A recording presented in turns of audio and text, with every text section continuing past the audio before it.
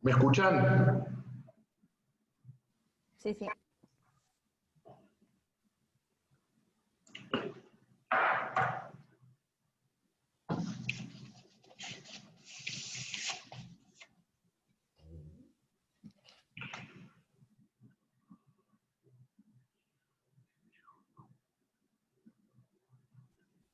Profe, ¿le puedo hacer una consulta que me había quedado? Sí, por supuesto. Cuando se refiere entonces que la forma de gobierno se equivocaron, por así decirlo, y es republicana, Sí. entonces no tendría sentido seguir buscando un rey, porque si no, no estaríamos pasando a la monárquica y no estaría cumpliendo con la Constitución. Y es una de las incoherencias que tuvo esto. Ah. No obstante, vamos a ver que nunca llegó a regir la Constitución. Ah, perfecto. Por otro lado, tampoco establece expresamente que sea republicana, tampoco dice nada, es decir, es una Constitución que no estableció ni forma de Estado ni forma de gobierno. Sí, yo entiendo que es republicana por todas estas características que yo les voy mencionando. En primer lugar, no estableció un rey, tiene división de poderes, hay periodicidad de los mandatos, establece el principio de supremacía de la ley, es decir, todos estamos por debajo de la ley. El concepto de igualdad formal ante la ley, no hay títulos de nobleza, y a su vez también establece un sistema de responsabilidad política de los funcionarios a través del juicio político, que en efecto sería el juicio político más amplio de toda nuestra historia constitucional, el previsto en este texto. Por lo tanto, tiene todas características propias del sistema republicano de gobierno. Vuelvo a reiterar, la Constitución no dice nada. Con lo cual también, si ustedes en el examen me dicen, no dice nada, no establece sistema, yo se los computo como válida a la respuesta. Claro, como interpretación, digamos. Exactamente, yo interpreto que no tiene rey y tiene todo esto, es republicana, pero formalmente la Constitución no dice nada. Bien. Y la otra consulta, profe, era, cuando ayer hablábamos de los decretos de seguridad que informaban el primer triunvirato de seguridad individual, si acá se habla que en 1819 fue la primera constitución, por así decirlo, ¿dónde estaban plasmados esos decretos del primer triunvirato?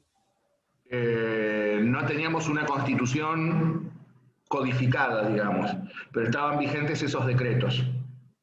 Ah, perfecto, perfecto. Por ejemplo, al momento de dictarse la Constitución teníamos el reglamento de 1817, que establecía cómo funcionaba el gobierno, el director y el Congreso, y reproducía los decretos de seguridad individual y de libertad de imprenta.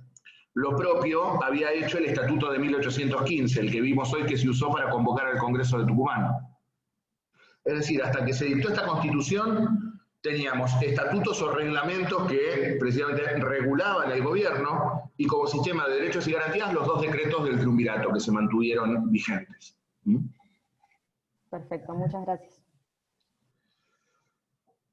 Entonces, reitero, no establece forma de gobierno la Constitución, pero deducimos que es republicana por las características que les enuncié. No hay rey, hay división de poderes, periodicidad de los mandatos, publicidad de los actos de gobierno, supremacía de la ley, igualdad formal ante la ley, no hay títulos de nobleza y hay responsabilidad política de los funcionarios. También es cierto que en algunas cartas de la época, por ejemplo, el embajador francés enviaba misivas a su gobierno diciendo Pueyrredón y sus amigos, así decía la carta, Pueyrredón y sus amigos, están haciendo una constitución lo más monárquica posible que permitan las circunstancias. La verdad, si esto era lo más monárquico que podían hacer, no tienen ni idea cómo funciona una monarquía. Para armar una monarquía sin rey es un sinsentido. De hecho, cuando se produzca la debacle de Cepeda, estaban trabajando para reformar la Constitución, porque tenían que poner al rey, como veremos. Entonces, no hay forma de gobierno, pero esta es la interpretación que hacemos. Vuelvo a reiterar, si en el examen me dicen ¿no estableció forma de gobierno? Perfecto. Ahora, si me dicen que es republicana o que es monárquica, me van a tener que explicar por qué también. Si me dicen que es republicana es más fácil explicarlo. Ahora, si me dicen que es monárquica, es como explicar la cuadratura del círculo. Porque una monarquía sin rey, la verdad, se me complica. Ahora vamos a analizar la composición de los poderes del Estado. Esta Constitución adoptó la tríada clásica de Montesquieu, es decir, poder legislativo, ejecutivo y judicial, los tres poderes clásicos del Estado. ¿Quién va a desempeñar el poder legislativo? Y el poder legislativo va a ser desempeñado por el Congreso de la Nación, un Congreso. Congreso que es bicameral. ¿Qué significa que es bicameral? Que va a estar compuesto por dos cámaras. Una Cámara de Representantes o Diputados y una Cámara de Senadores. Las dos cámaras legislativas, diputados o representantes y senadores. Allí lo tienen. Cámara de Representantes o Diputados o senadores. Representantes o diputados es lo mismo. Lo que pasa es que generalmente las pocas fuentes que andaban dando vuelta, una de ellas era la norteamericana, y para ellos es la Cámara de Representantes, the House of Representatives. De allí que algunos textos argentinos tomen el término Cámara de Representantes. Pero representantes o diputados es lo mismo. Ahora vamos a ver cómo están compuestas ambas cámaras. La Cámara de Diputados está compuesta por diputados electos por el pueblo, a través del voto, en forma proporcional a la población. El mismo sistema que tenemos hoy. Si ustedes se aprenden esta Cámara de Diputados, saben todas las cámaras de diputados de la historia constitucional argentina, porque todas son iguales. La Cámara de Diputados, ¿a quién representa? Al pueblo de la nación. Y por lo tanto, si representan al pueblo, ¿cómo se eligen los representantes del pueblo? A través del voto. ¿Y cómo se compone la Cámara de Diputados? Por diputados electos por el pueblo en forma proporcional a la población. Esta Constitución creo que establecía uno cada 20.000 habitantes o fracción que no baje de 10.000. Si cada 20.000 personas vos elegís un diputado. Hoy la cifra está en 1 cada 170.000, me parece. No tengo la cifra, tengo que refrescar la ley. ¿Cuánto duran los diputados? Duran 4 años en el ejercicio de sus funciones, igual que hoy, 4 años. Y la Cámara se renueva por mitades cada 2 años. Es la renovación parcial o elección de medio término, como la llamamos. Y los diputados pueden ser reelegidos indefinidamente, no hay ninguna traba para ello. Y la Cámara de Diputados tiene iniciativa legislativa en materia de contribuciones. ¿Qué es esto de iniciativa en materia de contribuciones? Cuando hablamos de iniciativa legislativa nos estamos refiriendo en cuál de las dos cámaras se inicia un proyecto. En materia tributaria o impositiva rige el principio de que no hay imposición sin representación. Es un viejo principio del derecho público anglosajón que luego fue trasladado al derecho público argentino. No taxation without representation. No hay imposición sin representación. Por lo tanto, ¿quiénes deben crear los impuestos? ¿Quiénes deben votar los impuestos? Los representantes del pueblo. De las dos cámaras, ¿cuál es la que representa al pueblo? La Cámara de Diputados. Esto explica por qué los proyectos impositivos siempre deben iniciarse en la Cámara de Diputados.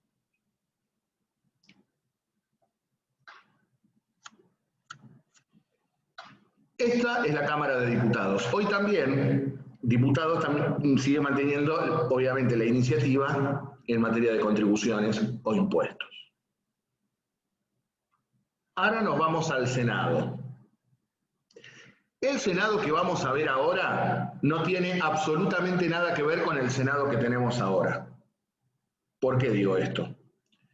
El Senado de 1819, ¿a quién representa? A las corporaciones. ¿A qué me refiero cuando hablo de corporaciones? La corporación eclesiástica, la iglesia, la corporación castrense, es decir, el ejército, la corporación universitaria, y a su vez también considera a la sociedad civil como una corporación más.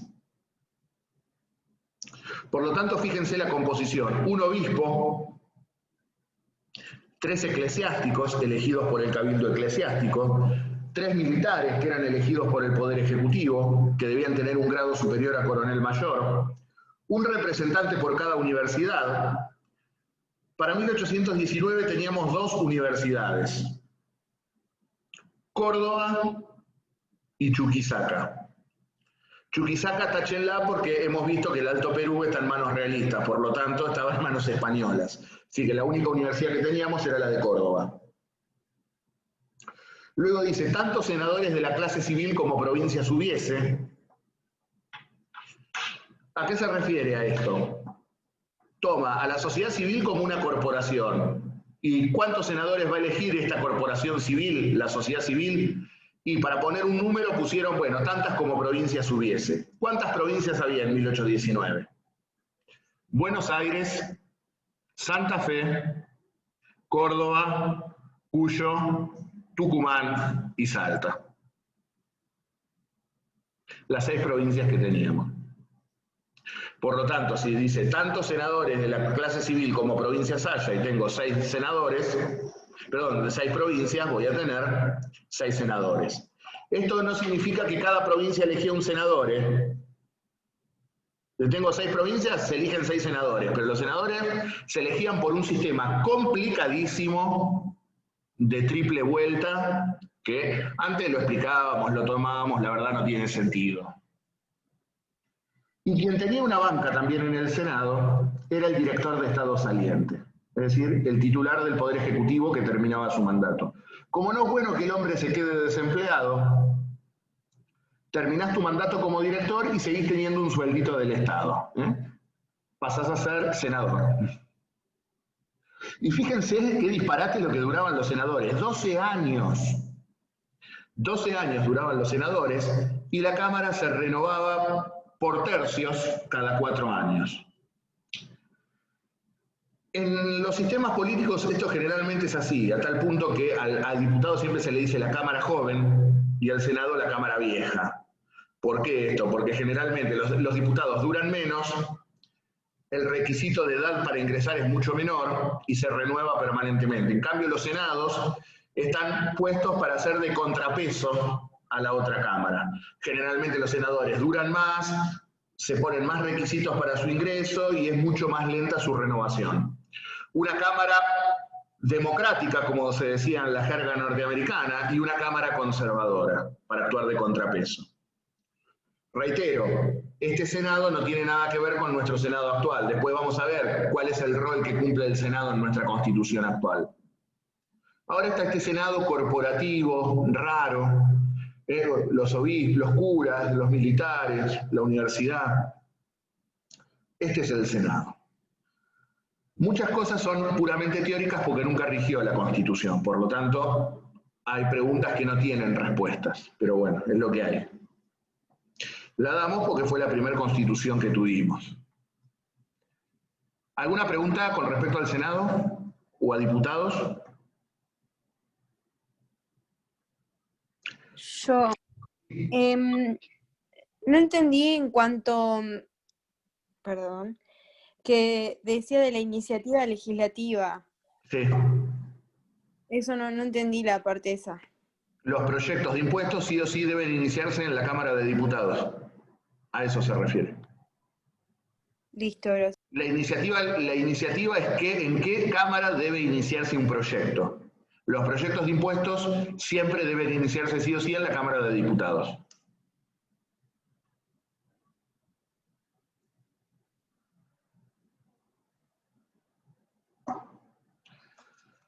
Ahora vamos al Poder Ejecutivo. El Poder Ejecutivo mantiene la línea unipersonal, es decir, una sola persona. Ya veníamos desde la Asamblea con el director. Esta Constitución mantiene al director. El Poder Ejecutivo será desempeñado con el título de Director de Estado de las Provincias Unidas del Río de la Plata. El Director de Estado. ¿Cómo se elige el director? De manera indirecta, porque lo elige el Congreso de la Nación por mayoría de sufragios. Es decir, el pueblo no vota directamente al director, el pueblo vota diputados. Y los diputados, junto con los senadores, eligen al director. Para ser elegido director necesita la mayoría de sufragios del Congreso, es decir, la mayoría de votos en el Congreso. ¿Puede ser reelegido? Sí, puede ser reelegido, pero necesita mayoría agravada. Necesita los 2/3 del Congreso para ser reelegido.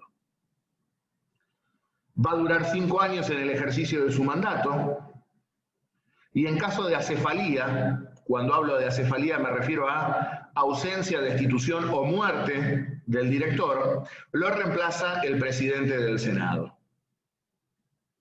Los presidentes de las cámaras legislativas obviamente son elegidos por la propia Cámara.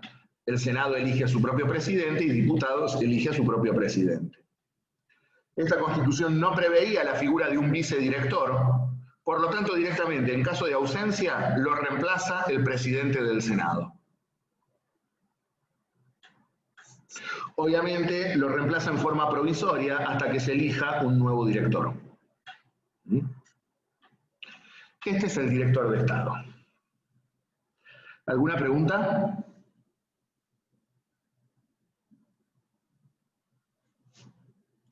Vamos ahora al poder que nos queda, el Poder Judicial. ¿Cómo está compuesto el Poder Judicial? Por una alta Corte de Justicia o Corte Suprema de Justicia y tribunales inferiores.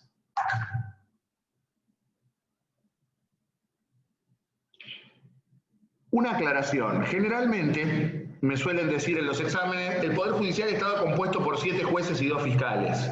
No, está mal esa respuesta. El Poder Judicial está compuesto por la Corte, Alta Corte o Corte Suprema, me da lo mismo como me la nombren. Esta Constitución decía Alta Corte, nosotros estamos acostumbrados a decir Corte Suprema, o lisa y llanamente la Corte, y tribunales inferiores. Ahora, la Corte Suprema o Alta Corte sí está compuesta por 7 jueces y 2 fiscales. ¿Y cómo se eligen los jueces? Igual que ahora, los elige el Ejecutivo con acuerdo del Senado. En ese momento el director con acuerdo del Senado, hoy el presidente con acuerdo del Senado. Este sistema político de designación de los jueces está tomado de la Constitución norteamericana de 1787. Y los norteamericanos siguen teniendo este sistema. Nosotros luego veremos que en el año 94 le agregamos un paso previo, pero como es el examen ante el Consejo de la Magistratura. Pero en síntesis, el sistema de elección de los jueces es igual. Lo nombra el Ejecutivo con acuerdo del Senado. ¿Y cuánto van a durar los jueces en sus cargos? Gozan de la garantía de inamovilidad. ¿Qué quiere decir esto? Duran mientras dure su buena conducta y, como suelo decir siempre, se jubilen o se mueran. ¿Por qué el principio de inamovilidad de los jueces? ¿Por qué en una república hay cargos vitalicios todavía? En 1819 te la entiendo. Porque, o en el siglo XIX, mejor dicho, te lo entiendo. Porque había que dotar de estabilidad al sistema político, había que dotar de estabilidad a las reglas del juego político, había que dar seguridad jurídica. En consecuencia, la idea es que los gobiernos pasen y los jueces queden. ¿Para qué? Para mantener uniforme la interpretación jurídica, la interpretación del derecho. Y que la interpretación del derecho vaya variando lentamente, a efectos que algo que te reconoció hoy no te lo quite mañana. Y a su vez también la idea es que los gobiernos pasen y los jueces perduren a efectos de no estar sujetos a presiones políticas. Esto es lo que creyeron tanto los constituyentes norteamericanos como el constituyente argentino. A efectos de dotar a la interpretación del derecho de seguridad jurídica, garantizarle a los jueces que no van a ser removidos por lo que opinen en sus sentencias. Si pueden ser removidos por otras causales, pero no por lo que digan en sus fallos o por cómo interpretan el derecho en sus fallos. En caso de que incurran en mala conducta, veremos que tenemos un mecanismo para removerlos. Vuelvo a reiterar, en momentos fundacionales yo entiendo dotar de inamovilidad a los jueces. ¿A los efectos de qué? De garantizar una interpretación uniforme del derecho por un periodo hasta que esto se ponga en funcionamiento. Ahora, ya en el siglo XXI, en el siglo XXI, que sigamos teniendo cargos vitalicios en una república es inadmisible. Que hoy los jueces duren de por vida, a mí me parece un verdadero disparate. Me parece antidemocrático y antirrepublicano. Creo que tendrían que ser designados por un periodo de tiempo determinado.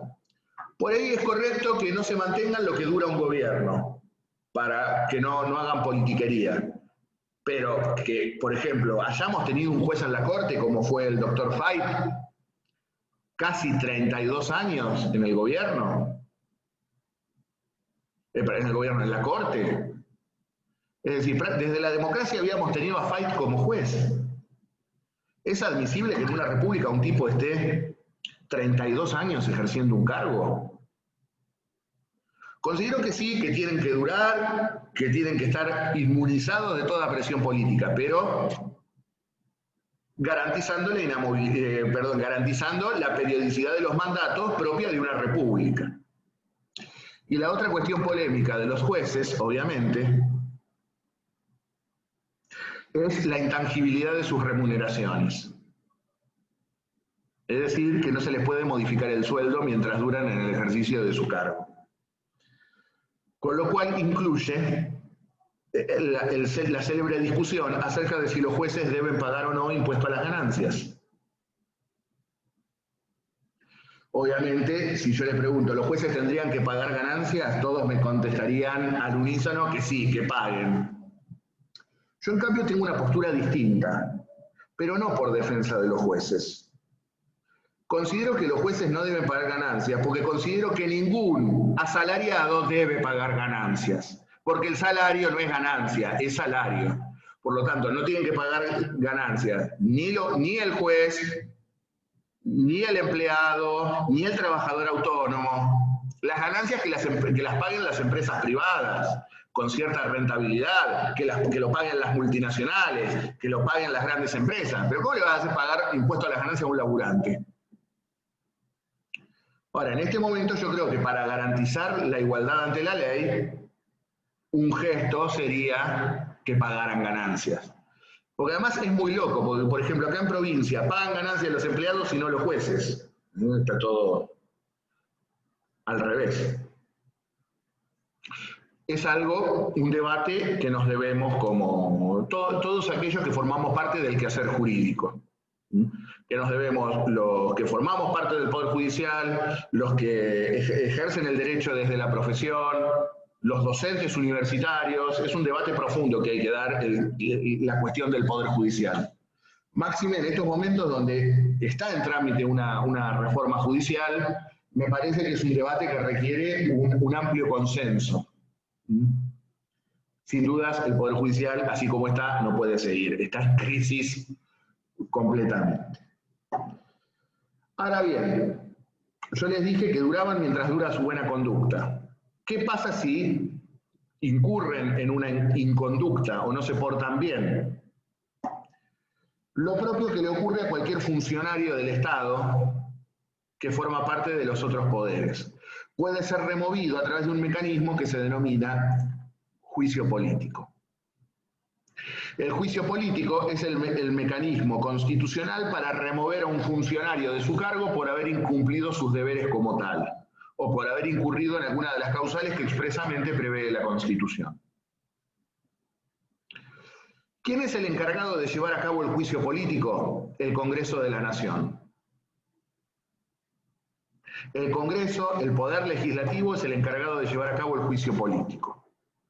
Y como tenemos un sistema bicameral, es decir, con dos cámaras, hay una cámara que se arroga la tarea de fiscal, es decir, de acusar, y otra cámara que es la que tiene la tarea de juzgar. Una acusa y la otra juzga, un fiscal y un juez. La Cámara Baja, es decir, la Cámara de Diputados, es la encargada de acusar en juicio político, y la Cámara de Senadores la encargada de juzgar. Diputados acusa y el Senado juzga. El Senado para llegar a diputado para llegar a formular la acusación requiere 2/3 de sus miembros. Y el Senado para destituir al funcionario también requiere 2/3 de sus miembros. Es decir, tanto diputados para acusar como el Senado para juzgar, o mejor dicho, para destituir, requieren las 2/3 partes al menos de sus miembros. Los célebres 2/3 constitucionales. ¿A quién le puedo hacer juicio político? Es decir, ¿quiénes son los sujetos pasivos de juicio político? Los miembros de los 3 poderes del Estado, es decir, el director, los diputados, los senadores y los jueces. Y como les dije hoy, esta Constitución estableció el sistema de juicio político más amplio de toda nuestra historia. ¿Quiénes estaban comprendidos allí, además de los miembros de los 3 poderes? Fíjense, los embajadores, los ministros, arzobispos u obispos, es decir, los curas también estaban sometidos al juicio político. Yo entiendo esto en virtud de que tenían representación en el Senado, si no, no se entiende por qué hacen los curas ahí.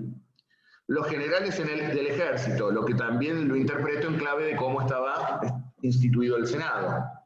Los gobernadores de provincia, en el único lugar donde menciona a las provincias, y los jueces de provincia, que no existían. Estos son los sujetos que pueden ser sometidos a juicio político. ¿Y cuáles son las causales de juicio político? Por cualquier cosa yo puedo destituir al director, a un juez, a un legislador o a un embajador. No, es por las causales expresamente previstas en la Constitución.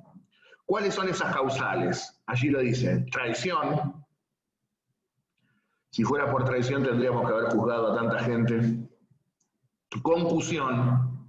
La concusión es un delito contra la administración pública.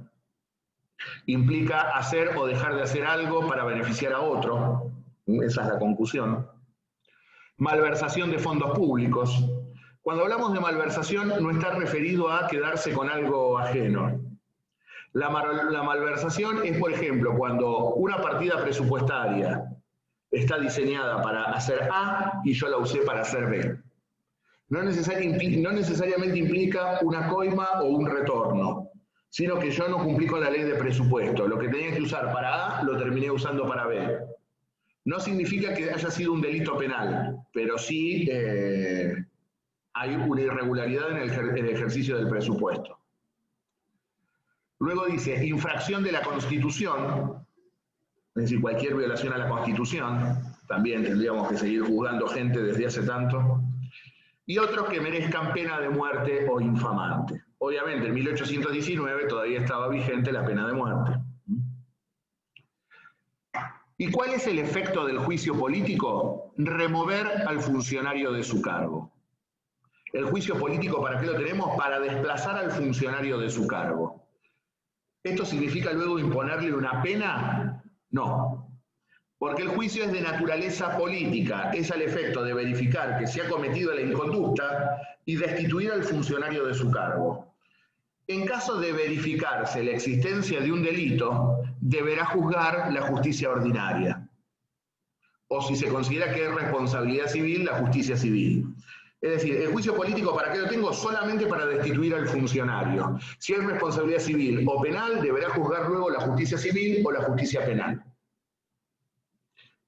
A lo sumo, la sentencia puede llevar como pena accesoria no volver a ocupar cargos públicos. Por ahí eso puede determinarlo el Senado. Pero una pena de prisión o una indemnización pecuniaria lo tiene que determinar o la justicia civil o la justicia penal.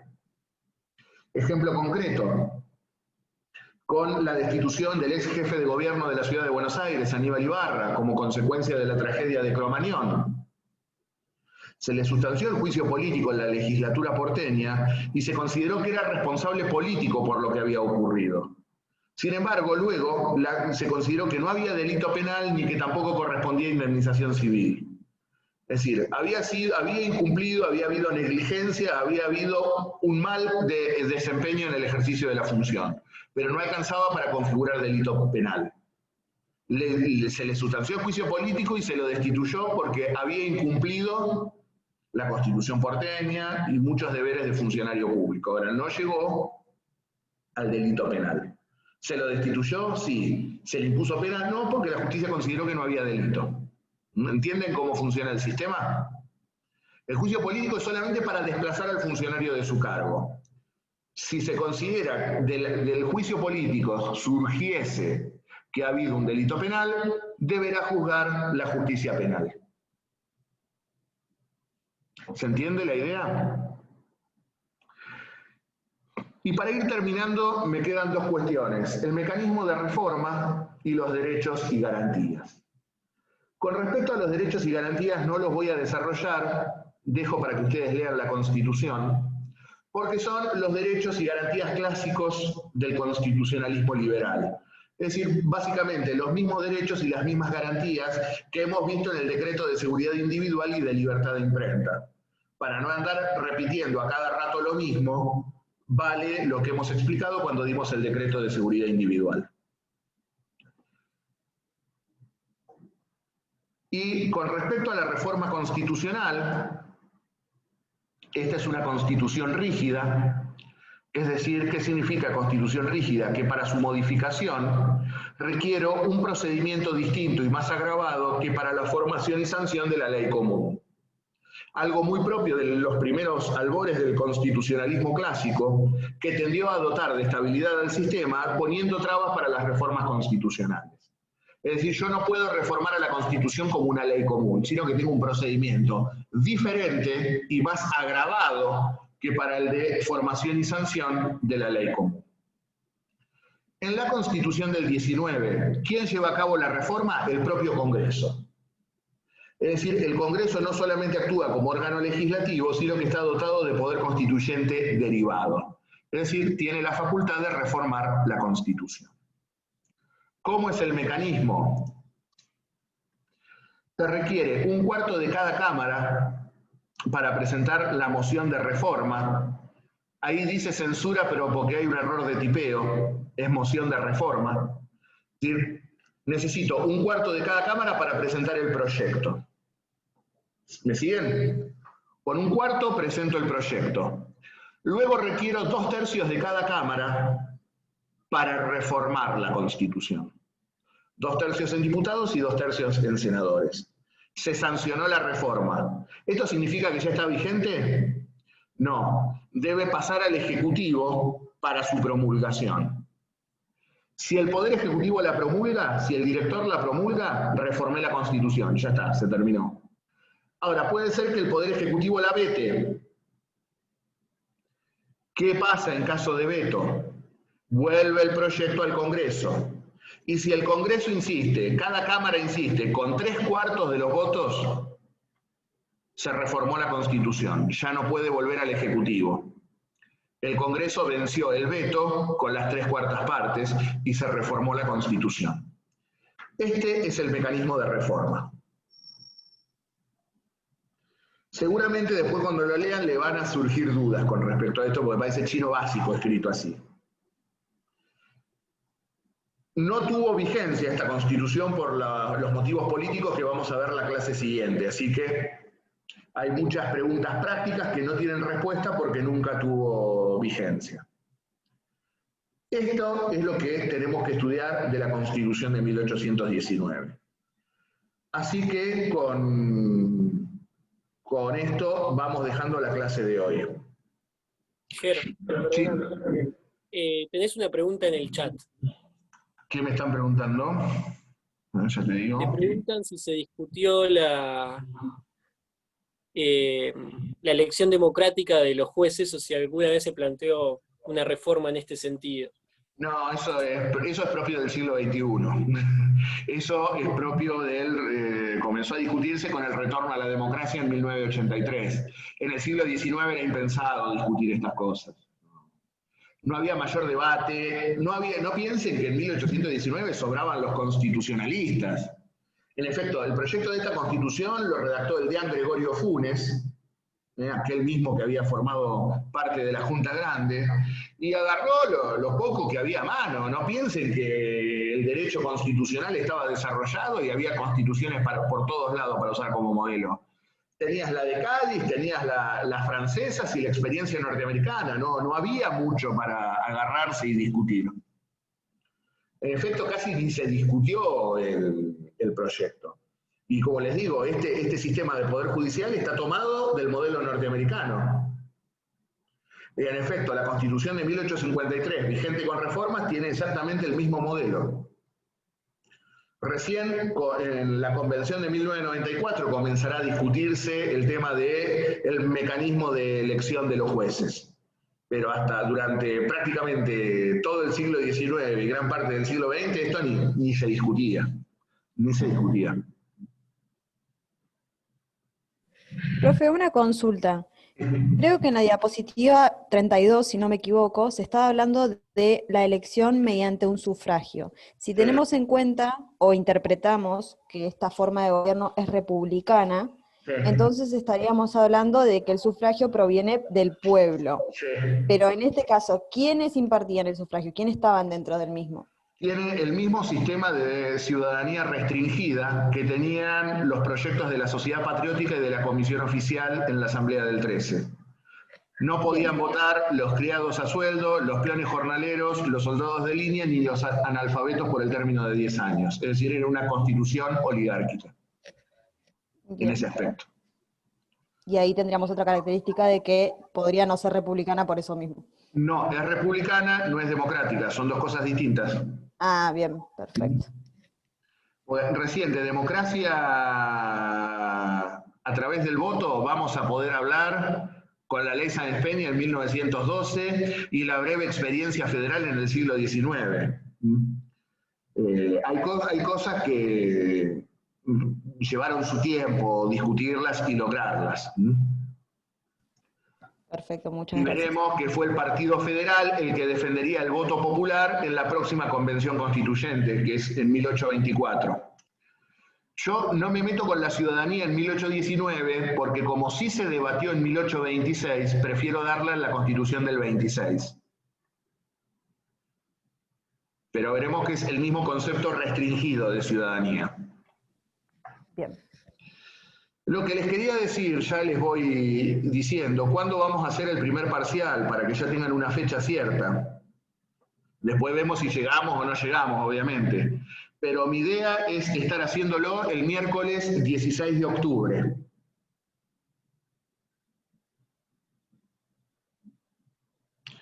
Así que yo igual después, el próximo encuentro vamos a hablar un poquito más detenidamente del parcial, porque ya hay bastante gente que se ha retirado. Pero como fecha tentativa ya les voy diciendo, 16 de octubre. Mi idea es hacerlo oral, pero vamos a ver cómo vamos llegando sobre la fecha. Me queda menos de un minuto, así que ya nos vamos despidiendo. Tengan todos ustedes un muy buen fin de semana. Y cualquier duda que tengan, o me escriben al Classroom, o me mandan un mensaje por cátedras virtuales, o un mail, no hay problema, o le consultan a los chicos, ya saben que no tenemos problema con ello. Consulten y evacúen todas las dudas que tengan. Gracias. Hasta luego, profesor. Muchas gracias. Chao, profe. Buen fin de gracias.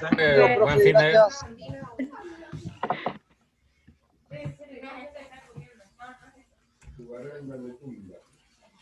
Sí.